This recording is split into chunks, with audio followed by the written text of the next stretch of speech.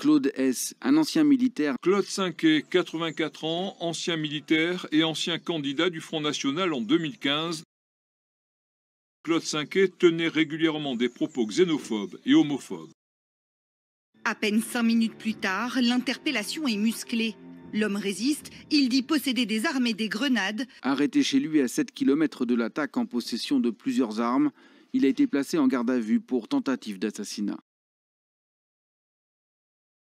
L'assaillant est venu avec un bidon d'essence pour cramer la mosquée. Un homme tente de mettre le feu à la porte principale. 2 personnes le surprennent. Il leur tire dessus avec une arme de poing. Avant de prendre la fuite, l'assaillant incendie un véhicule. On voit ici la carcasse carbonisée à l'arrière du lieu de culte. N'était pas connu des services de police. Inconnu jusqu'à présent des services de police. Un peu grave parce qu'il a reçu une balle au cou.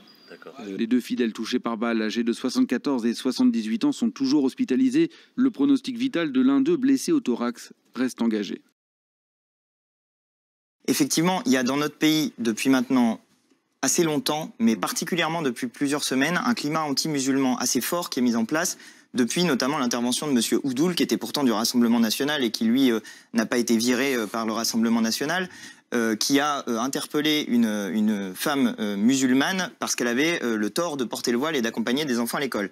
Ils finissent par créer de la haine anti-musulman, ils finissent par créer de l'attention sur ces sujets-là, alors même qu'on devrait considérer que c'est pas un sujet, que c'est pas nécessairement un problème. Ils proposent en gros d'arracher le voile des femmes et donc en tenant ce genre de propos, ils participent d'un climat de stigmatisation des musulmans. Mais ce climat, il n'est pas entretenu seulement par le Front National. Il est entretenu aussi, et je suis désolé de vous le dire ici, par les médias qui mettent en scène ces sujets du Front National assez régulièrement.